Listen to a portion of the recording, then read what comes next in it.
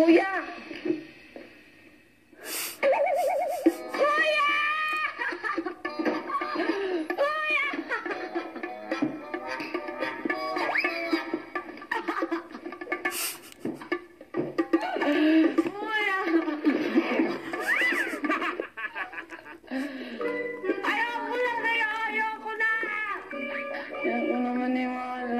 Sakit na ng heart ko. May. Po. Bakit hindi mo pinapansin si Kerian? Hindi ka man lang nag-hi. Hi. Paglabas ng confession room, Ang gwapo niya talaga. Oh. my God! Ayoko. 3, 2, 1, action. Ellie! Ellie! I'm sorry! Oh my God. Naisip ko it will help you to move on. Move on from what? From everything that keeps you from moving on. Stop acting like you know my pain. Stop acting like you own it. Hindi ikaw si Celine. And you will never be Celine. No! No! No! ano ka ba? Nakakatawa po talaga, kuya. Kasi parang kahit anong gawin ni Ate Maymay, natatawa po talaga kaming lahat. Hindi sinbi na. 3, 2, 1, action. Mia, mahal kita. You don't have to. Huwag mo akong mahalin dahil mahal kita. Mahalin mo ko dahil mahal mo ako. Because that's what I deserve.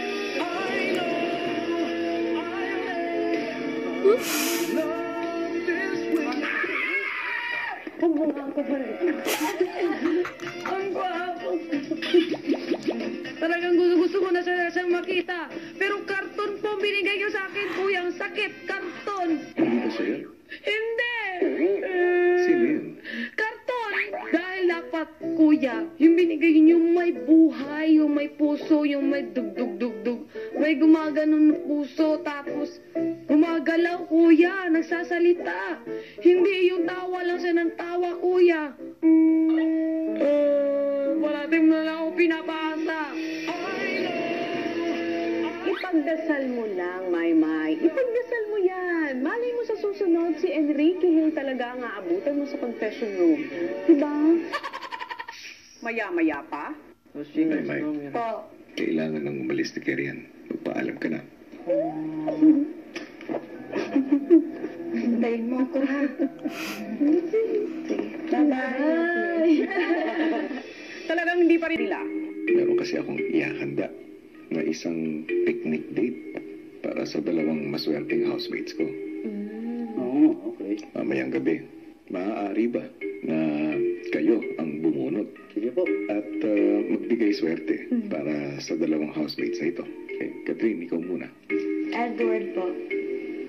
At Daniel? Si Kisses. Okay. Maraming salamat muli. Okay. Congratulations sa kanila. Kaya naman pag-alis ng Katniel, ipinatawag ni Kuya si Edward. Earlier today, there were two visitors, right? Yes. And do you remember the title of their movie? Barcelona, A Love Untold. Where is Barcelona? Barcelona is in Spain. The reason why I called you here, Edward, Yes, kuya. tonight, you are one of the lucky two. You will have a picnic Oh, in Barcelona. awesome. Yes.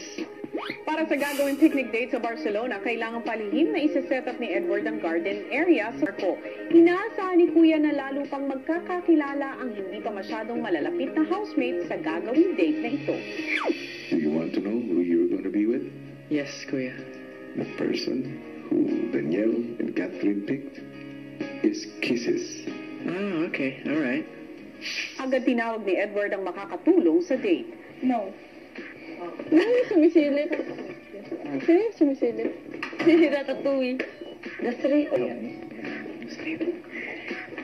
Pero pagdating sa... Room kami, okay? Let's go inside. Let's go inside. You never sign up. Go inside, go inside, go inside, go inside, go Let's go inside. inside. Ay, ano? So, dapat niya bang malaman? No. No. Inside. Let's go. Inside ka. Basta si Kisses, huwag mong palabasin. Do not Gagawin mo lahat just na hindi forget siya. this happened. Do not say anything. Magaling mo ba si Kisses? Oo. May None of the gagawin. girls, okay? Basta huwag lang kayo lumabas. Stay in the room lang. Stay in the room. Stay in the room, okay?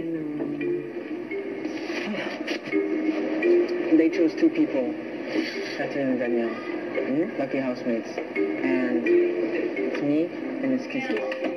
Pero I think that it was not the right person. As in, I know kung sino ang gusto niyang makasama sa date na yan. Wait, do you think I No, can use it's this not. too? It's not all part of his plan. To be honest, to me, it wasn't really. I didn't think of it as a date. I thought of it as an opportunity to get to know Kisses better. Maya-maya ay naghanda na si Marco ng kakainin nila Edward at Kisses sa date.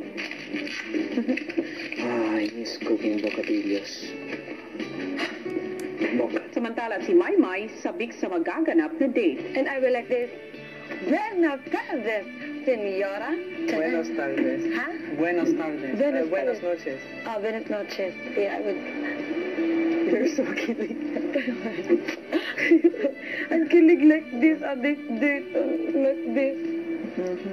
Now, your future boyfriend will see this and he will know. Enrique Hill will do this for me. Habang naghahanda at nag-eensayo ng Espanyol sila Maymay, lumabas si Heaven mula sa girls' bedroom. Dito ba?